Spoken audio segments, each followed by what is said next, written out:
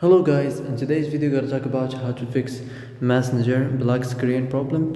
So the answer is easy, just go to the settings and then scroll down to the apps section and then go to the search and search Messenger, and next go to the storage, and here you will find this clear cache option. Click on it. Now you can go check it if it worked, and if it didn't you can try to restart your phone or turn the Wi-Fi off and on, or the Bluetooth or the airplane mode. Also you can try to clear data, but be careful.